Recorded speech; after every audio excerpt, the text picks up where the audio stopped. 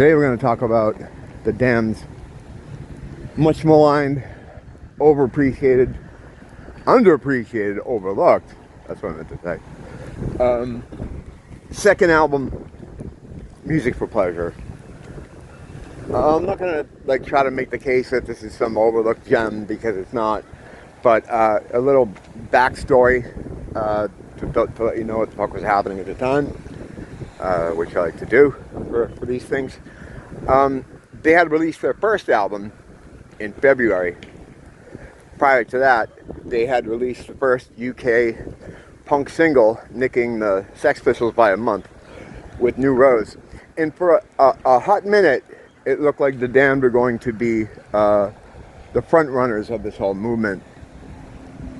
They gained a lot of attention with that first single and the subsequent album release. A lot of mainstream media, or what was mainstream media at the time, tuned into them. Led Zeppelin had come down to see one of their gigs, or at least Page and Plant did. And years later, Page would attend his second Damned gig, which would be the Night of 1,000 Vampires show from like 5 years ago. And backstage, Page made note of that to Dave, that was only the second Damned gig he'd seen, but he'd been a fan and had all the albums. When the Damned get to America, the Rolling Stones sent them some pies, like the album cover, some cream pies. It seemed like in the case of Zeppelin, I think Jimmy Page was really into them, but a lot of the attention they got from the more mainstream acts, or mainstream talking heads at the time, they kind of want to just jump on the, maybe to look cool or whatever, like, we're down with this stuff too. But that would kind of quickly all get transferred to the Sex Pistols, especially after the Grundy incident on TV in December, and the subsequent Anarchy tour, which had set up the Damned, the Clash, the Sex Pistols, and Johnny Thunders and the Heartbreakers. This tour was set, this is the Anarchy tour. And along the way they had a problem where the Damned had already been playing outside London. The Clash and Sex Pistols had never been outside London. So McLaren was kind of using the Damned for their experience in venues outside of London, because they had a working relationship with some of these clubs. But after the Grundy incident, when they would appear at some of these places, the places didn't want the Sex Pistols to play. And the Damned already had a relationship with some of these clubs, so they're like, well, we're going to play because we know these guys. We don't want to screw them. Because there were places that like, we'll take everybody except the Sex Pistols, because of what had happened, you know. So that caused some tension. The Damned ultimately kicked off the tour. And that's when the curse of the Damned was applied, I believe around that time. I'm not going to get too into magic here in these shadowy secret organizations that launched the entire UK punk scene. But just to say, they lost the magic blessing of the Bernie Rhodes, Malcolm McLaren, shadowy people. And they instead got what I believe to be a curse.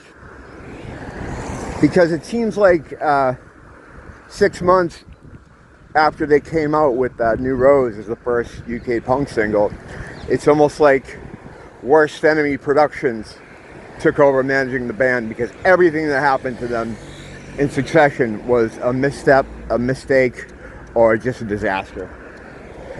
So after the release of Damn, the debut album came out in February. It did really well.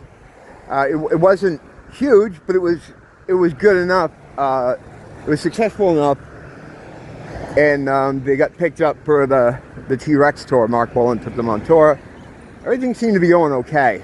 In the summer, they released a single for a song called "Stretch Your Case Baby," which was kind of it had on the B-side was "Sick of Being Sick," I believe. Now, it was produced by a guy whose name I can't remember, but I'll put him on the screen. He was a producer for like the Kinks and a bunch of other bands, The Who as well. And that song, the single they did, "Stretch Your Case Baby," I love the sound of it.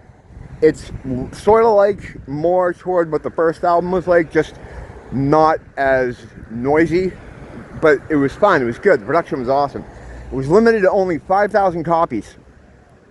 And at the time, the only way you could get it was through NME, was giving some away for crossword prizes.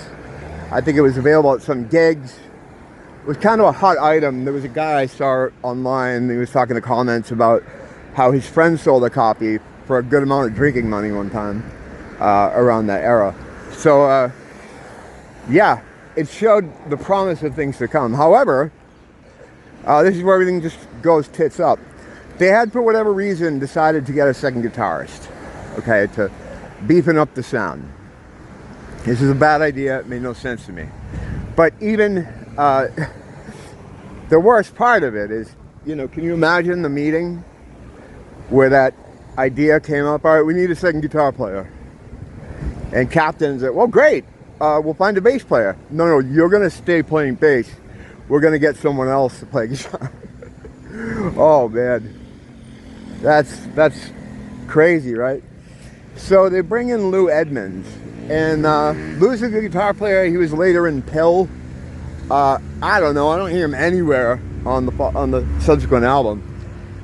Maybe more like a more knowledgeable guitar people could probably pick him out, but I sure as hell can't.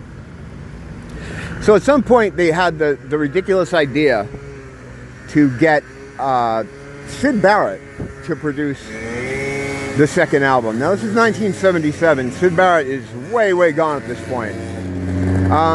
The Syd Barrett story, again, is a whole other weird thing that I'd like to do something on that one day, because he's another one like Brian Wilson where they say, oh, he just did a lot of drugs and he just went crazy. Well, what do you mean? I don't know, he just went crazy. That's a rabbit hole that we'll have to go down together sometime. But anyway, this was a totally stupid idea. Like, the Syd Barrett of 1977 was about 5 years removed from any kind of ability to get in the studio and do anything, especially with a punk band like the Damned. Like, what the fuck? So, because they couldn't get Syd, it was someone's bright idea to get Pink Floyd drummer Nick Mason instead. I don't know what the thinking there was. Maybe, well, he was in the band too, so he's got to have some kind of, I don't know, psychedelic Pink Floyd shit. And I mean, you know why Mason would do it. I mean, it was another one of those things, like the same reason why the Rolling Stones send them pies or something. Like, hey, we're cool too, you know, because punk was definitely had these kind of classic rock bands in the crosshairs, you know, calling them dinosaurs and stuff.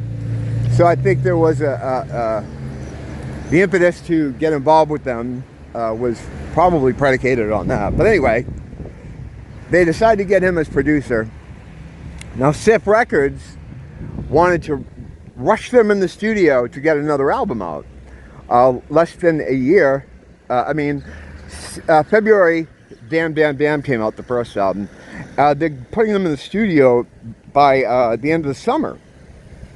The band has said they weren't ready. They just didn't have the material ready. And I think they went in, where did they go? What studio did they go into? Pink Floyd studio. Is it Britannia Row?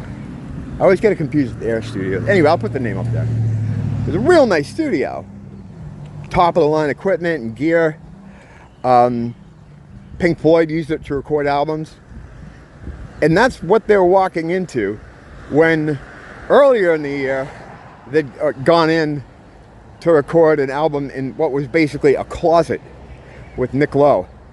So right away, you're going to have a completely different kind of energy.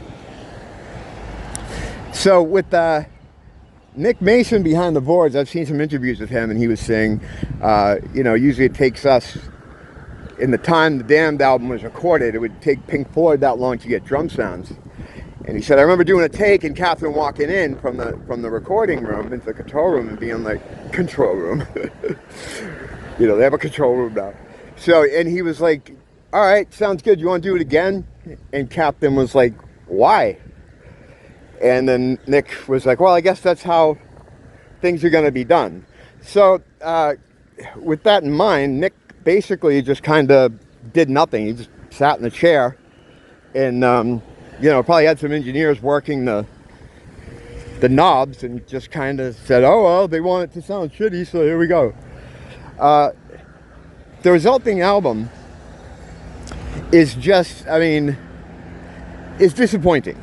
I like it now. You know, I like the songs. Some of the songs are good. But it sounds anemic comparative to the first album, where the first album is all noise and raw edges. It's fantastic. It's not very, you know, not something radio friendly, but I think the thought was they were going to try to polish their sound or something. Instead, he just like neutered everything about the band. You can't hear Rat. You can't hear his drums, and he's one of the greatest drummers in punk rock, and I would say rock, period. You'd think, right? A guy from the sort of classic rock fraternity would recognize that he had like a Keith Moon type character here. He didn't. I guess he wasn't around a lot. He'd leave and do stuff and then come back and listen. He was just putting his name on it, basically. And he was, well, yeah, they're punkers. Let them do what they want. They don't. So without any direction, the album is very weak sounding. It's kind of aimless. There were songs going on that album that had been in the set that weren't baked enough to make the first album, alongside songs that were kind of just thrown together at the last minute, because while Stiff is on them to record another album, I understand where Stiff's coming from, even though it was the wrong thing to do, push them into the studio. No one thought this punk rock thing was going to last a summer, you know? So they figured, let's get another album out while the iron is hot. So they go in the studio, they record this thing. They redo Stretcher Case Baby, the single they'd released earlier in the year. It's way worse. It's not that, like, the songs are good, right? Like, I like Don't Cry Wolf. Problem Child, I think, is a classic dance song. It's just with the production, and it is the production for me that really ruins it. And as far as like bands and production, I can usually see past that, especially when you listen to a lot of punk and metal. It's usually not the be-all end-all, but a band like The Damned, you can just kind of let them go in the studio and just crank it up, but you can't try to refine what they're doing. You know, when your thing is noisy, loud, buzzed out, and then you try to take all the edges off that to make it more palatable. I don't know if they were trying to get them to get on the radio. Perhaps that was a concern from the label, but it just sounds weak, especially if you play them back to back. It's like, oh, really? What is this? It's just really anemic, you know? And there are good songs on it. Idiot Box was written by Rat and the Captain. It was the only song on the album that had a writing credit outside of Brian James. That's the other problem, too.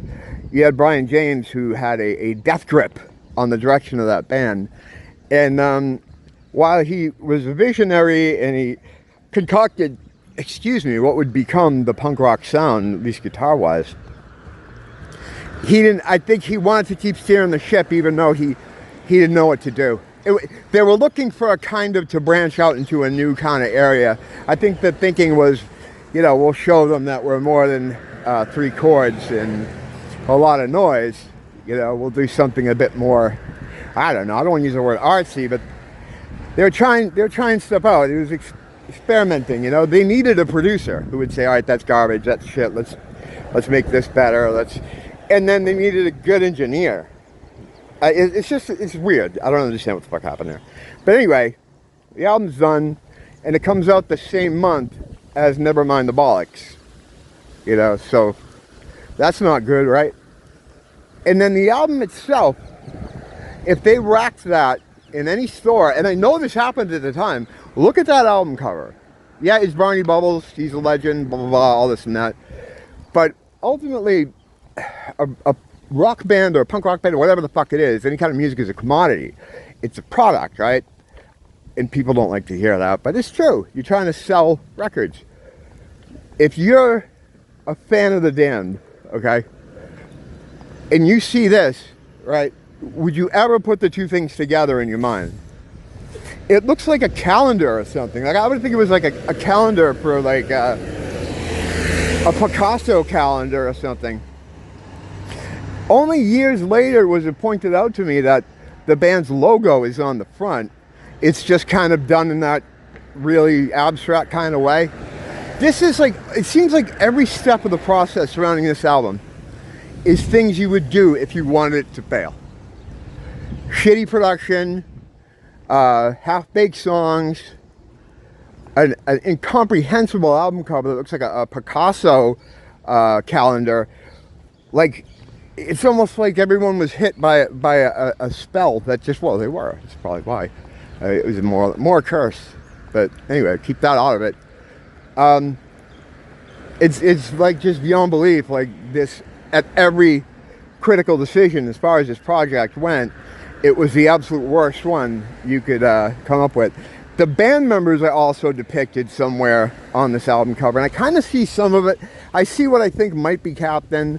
I guess Dave is, well, obviously the one with the fangs, but that also is pointed out to me later. This just looks like, I like Barney Bubbles, he's cool.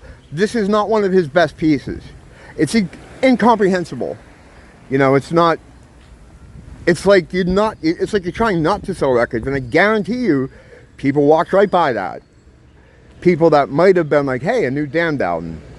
Because the sales drop-off was just, it fell off a cliff.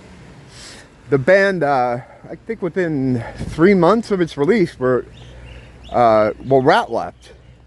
And that was a whole nother story. But he got in some fight, I think it was in Paris. And Rat's always causing trouble, right? And the way Rat tells it, and I'm not going to get too much in this, but Rat's always like the victim.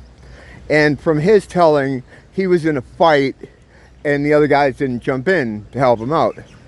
I think Rat, from, you know, just reading about them, was always doing fucked up shit that could get them in trouble. And in this case, he started fighting with some security guards.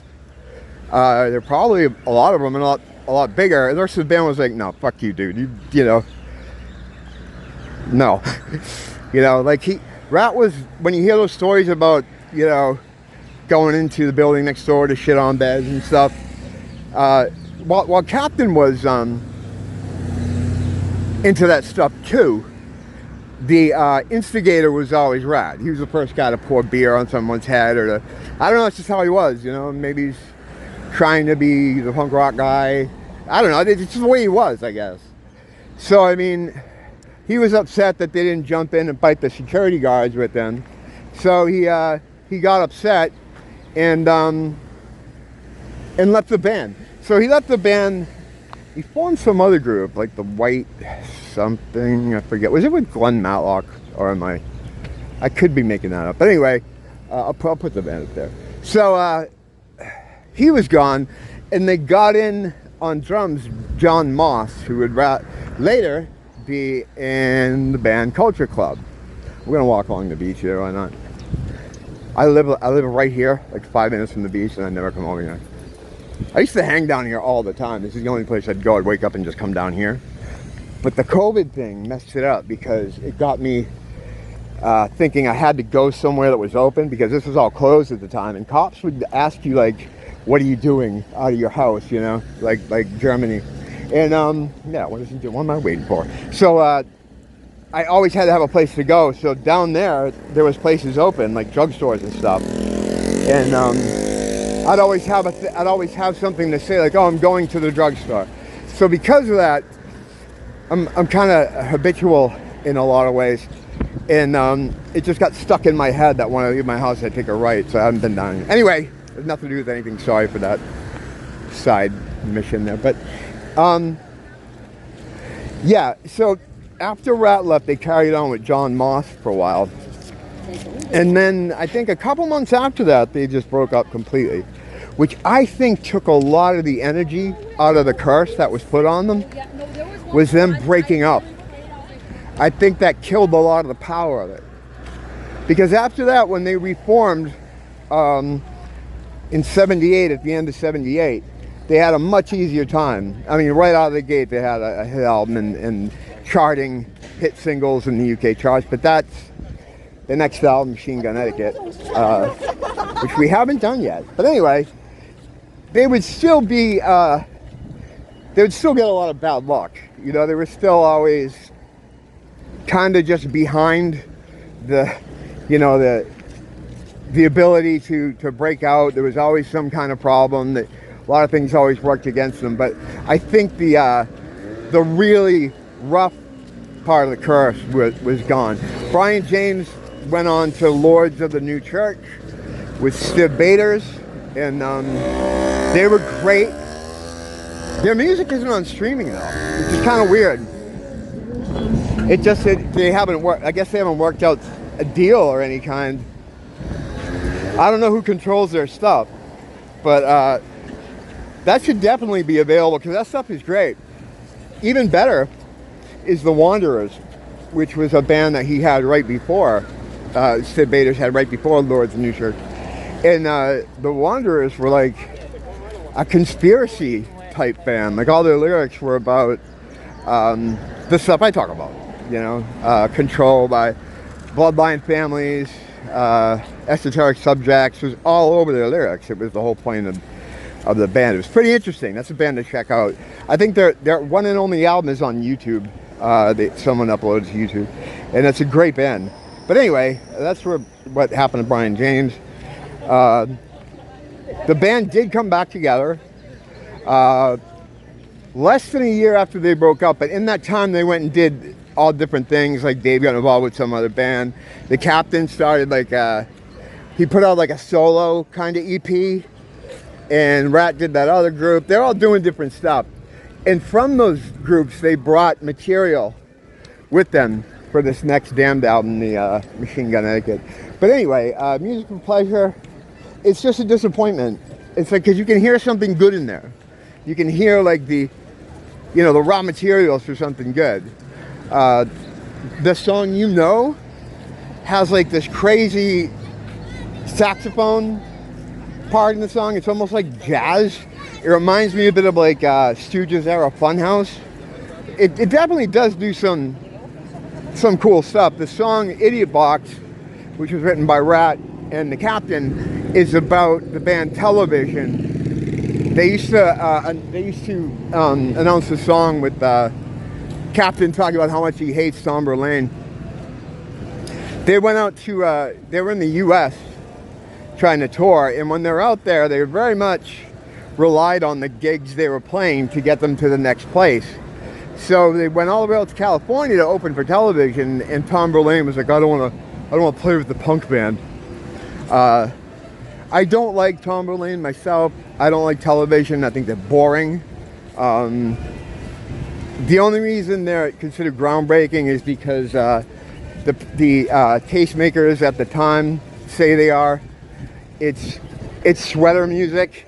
It's awful. Tom Verlaine recently died, which is sad, you know, but hey, everybody dies, right? So, yeah, fuck Television, and Richard Hell by association. He wasn't anything special either.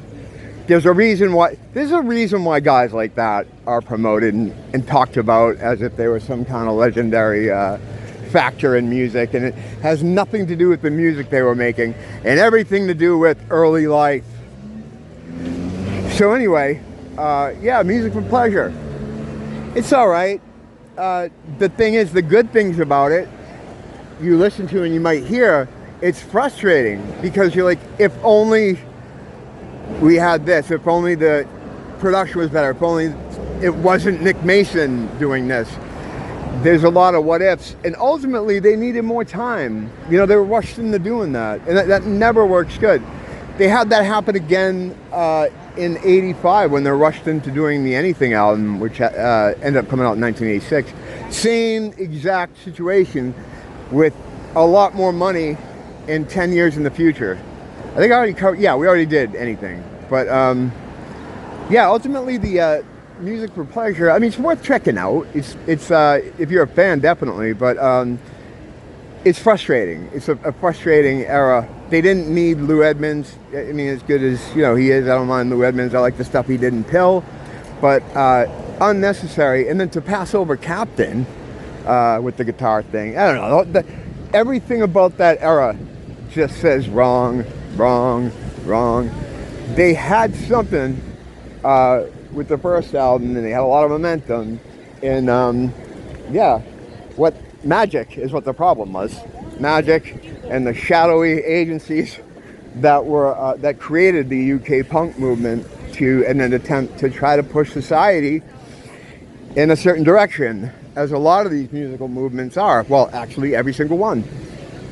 But that's definitely a story for another time when I have more time. But yeah, Music of Pleasure, 1977. It's all right. Don't blame the teacher, blame the school.